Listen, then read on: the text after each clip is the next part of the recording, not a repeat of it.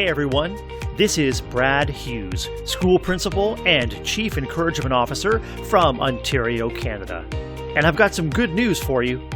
You found the Good News Brad News podcast, amplifying stories of heart-led educators moving from positive intention to action. Great people like you, improving kids' lives through service, connection, and finding the fun.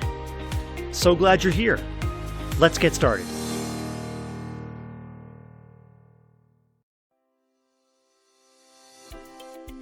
Hey everyone, excited to welcome you back and to deal you in for episode 21 of the Good News Brad News podcast. I am your host, Brad Hughes, and as you settle in and get comfortable, the stakes are high, but I've got an ace up my sleeve, a guest I bet you're going to love, Dr. Jeffry Prickett, high school principal from the great state of Illinois, USA. Jeff is a husband and proud father to 8, a podcaster and Teach Better ambassador, a runner, a community builder, an author, an avid reader, a servant leader and innovator, and the 2021 Illinois High School Principal of the Year. Now, Jeff and I discuss a number of things near and dear to both of us, including how leadership is a privilege and an opportunity to improve people's lives, how we are changed and energized through our interactions with others, and the importance of really listening to the people around you and honoring their voices any way you can. I first connected with Jeff in August 2020 after listening to his guest appearance on another podcast. There was so much about Jeff that resonated with me. I learned we were both the same age, with similar roles and years of experience in education. Both of us were feeling that while we still had much to learn, we also had much to offer and felt drawn to share what we've learned and to keep growing in the process. As I stayed connected with Jeff and had the opportunity to guest on his podcast, The Principal Leadership Lab, with co-host Adam DeWitt, I learned that we both delight in relationships with others and want to leave people feeling glad we connected. We truly enjoy striving to make people's day, knowing and recognizing each person for what they offer and reflecting back their impact on our lives and communities. All of us have opportunities every day to change others for the better through our interactions and to be changed ourselves in the process. It comes down to staying intentional about making personal and memorable connections with lots of fun and encouragement, one interaction at a time, all day, every day. These kinds of connections help Jeff stay true to his purpose, that those in his care deserve everything he has the capacity to offer. And it really shows. I know you'll love getting to know Jeff today, and after hearing his story, you'll be eager to connect with him too. So, here's my interview with Dr. Jeff Prickett today on the Good News Brad News podcast. Hey everyone, welcome back once again to the Good News Brad News podcast. I am excited, delighted, I am fired up to introduce my guest today, Dr. Jeffry Prickett. Jeff, welcome to the podcast. Thanks for being with me. Brad, I'm so glad to be here with you. Thanks for the invite, and it's just an honor to be sitting here with you today. Jeff, I'd like to start out by asking you about the many roles that you play in your school, your family, and your community. Who in the world is Dr. Jeffry Prickett? Oh, that's a multifaceted, will require a multifaceted response, Brad. But in a nutshell, I'm a dad, I'm a husband, I'm a high school principal, I am a reader, a writer. We have 8 kids, so I'm the dad of not only 4 biological kids but 4 adopted kids.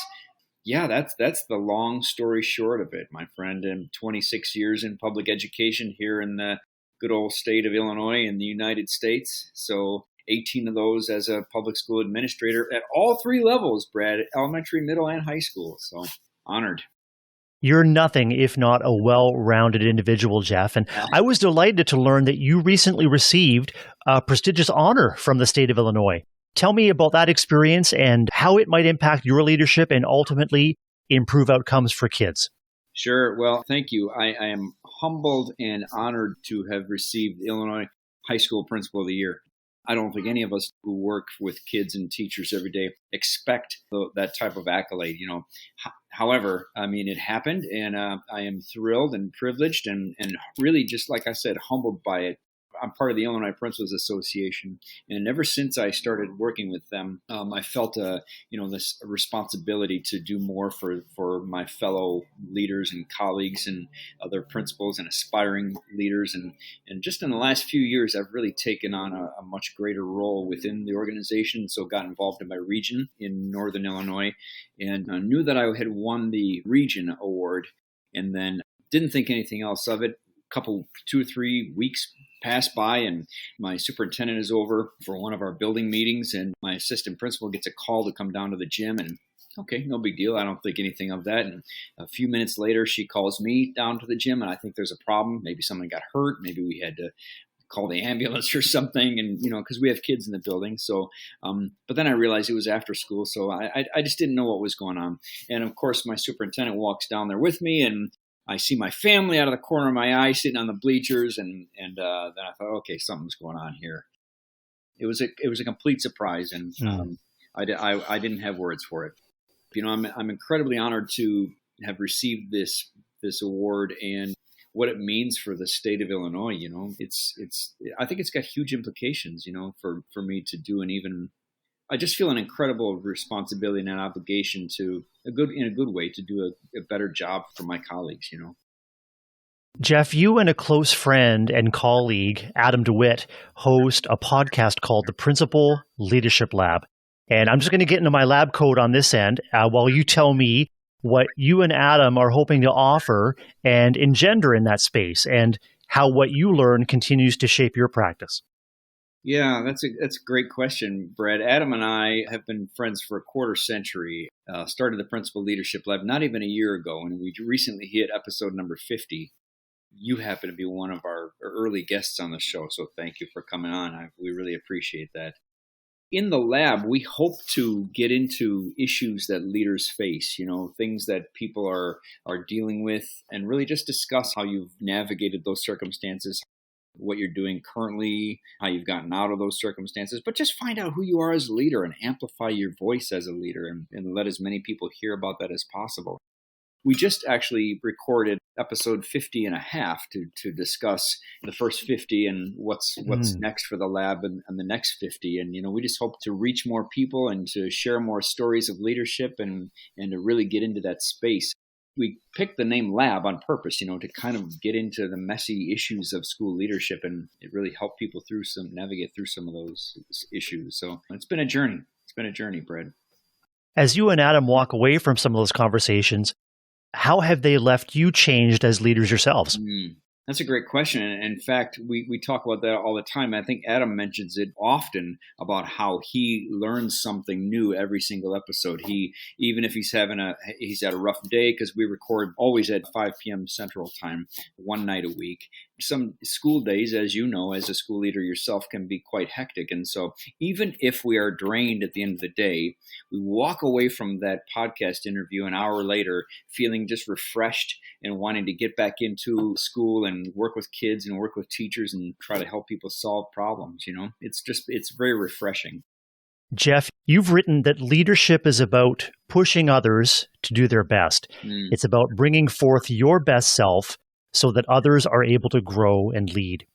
How do you balance or blend pressure with support to create the kind of school community that you envision for your students?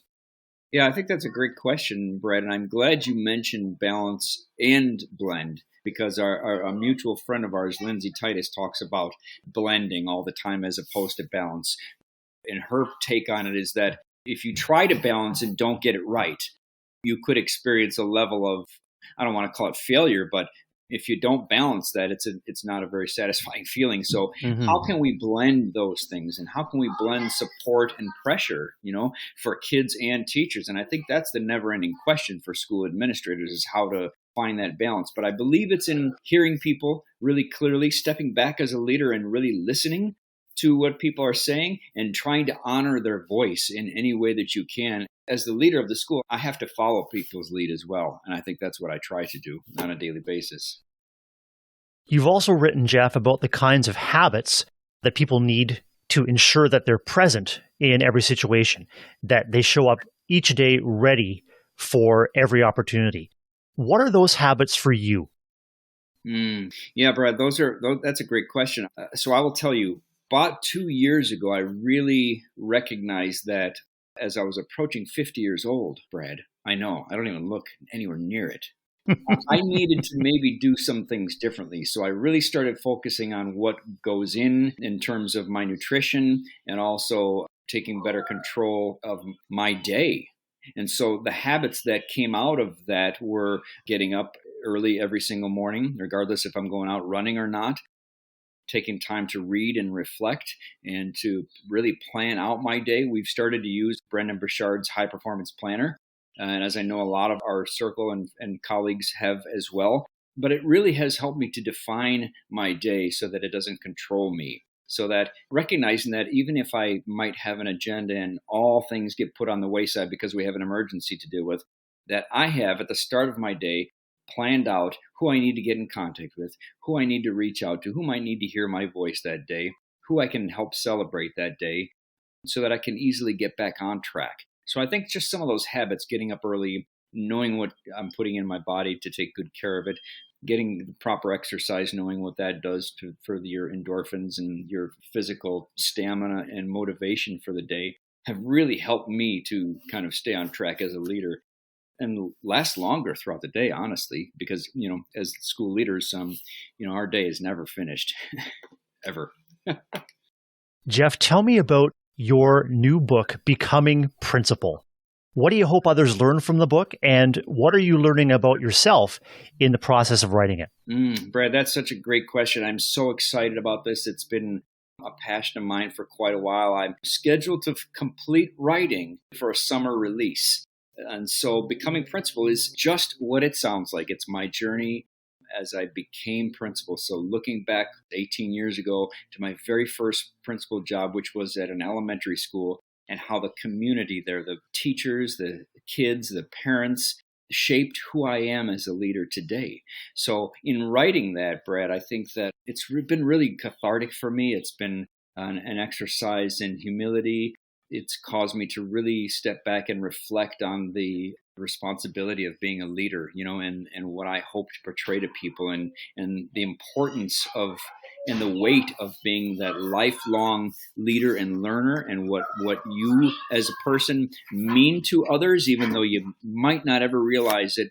Everybody's watching all the time, and that can either be a good thing or a bad thing. I choose to make it a good thing and to make something of it. The relationships you develop with people are extraordinary, and people are watching, man. So it's been really fantastic. Jeff, how does your life as a parent inform your work as an educator? And how does what you learn and experience at school get reflected back in your family life? That's powerful, because I will tell you that I did not always view leadership as something that was maybe necessary at home in my family. I viewed it as something that I did, that I was the principal. It was a title. It was positional. That was a number of years ago. I have since realized that to be a leader at home is equally, if not more important than being a leader out in the community. And you can't place a value on that. I mean, people need leaders to look up to. They need role models. And I think I place so much value on making sure that my life is a reflection of who I want my kids to be, who I want the other adults that I surround myself to be. And I spent a lot of time thinking about that, about how I portray myself, not just in person, but on social media. And I don't know, it's such a critical piece. And people don't, I think, always realize that, like I just mentioned to you, I didn't always think that it was one and the same, but it really is. Jeff, if you look a little bit beyond your book release in the summer, what's got you fired up? What's exciting for you? And what's next for Jeff Prickett? I've always written what, usually fiction, short stories. So the book will be very narrative driven, but so I'm super excited about that. I think that there are more books on the horizon. I think this is only one of a number to come now that I've realized the power and the reflective journey that I've been on. But also just my high school district is entering into a new generation. We are transitioning from 2 comprehensive high schools to one with a freshman campus and then the upper campus. And I will be the principal over both of those. And that's exciting for me to think about. We're not replacing the West Side principal. We're going to a one principal model. That it really causes me to think hard and to reflect on, again, what my role as leader is, because it's going to change again. It changed from elementary to middle to high school. It changed because of the pandemic, and it's going to change again now that I'm going to be running 2 campuses. And so I need to rely on and listen to my people more than ever. And I think one of the key opportunities in life as an educator is that constant cycle and opportunity for renewal, for growth, for ongoing improvement that ultimately benefits the kids that we serve. And I know listeners are going to be energized, Jeff, by our conversation today and eager to connect with you. How can others reach you and best stay in touch? I'm on Instagram and Twitter at JD Prickett. 2 T's at the end of my last name. Rhymes with cricket, except with a P and a second T at the end. I'm on Facebook at Jeffry Prickett, and you can ask my mother why she left out the second E in my first name. Only one E. That's on purpose. Jeffry. So, social media is probably where people can best reach me, and I love to connect. I love to, just grow my circle and learn how I can serve others and learn alongside you. Jeff, I'm so excited to learn that you have more stories to share. I am grateful to be part of your story, your growth as a leader and as a community member. Thank you so much for spending time with me today on the podcast. Brad, it's been a pleasure and an honor. I still remember the very first day that you reached out to me, and we've become fast friends ever since, and I appreciate our connection. Great to be on the Good News, Brad News podcast with you, my friend. Hey, thanks for tuning in to the Good News, Brad News podcast. Please like, subscribe, and leave a comment wherever you found this podcast. And if you like what you heard, please recommend Good News, Brad News to a friend. And please hit me up on Twitter. I'd love to hear from you. You can find me at Brad, BRAD, _Hughes, HUGHES. I look forward to hearing from you and to reconnecting with you on our next episode.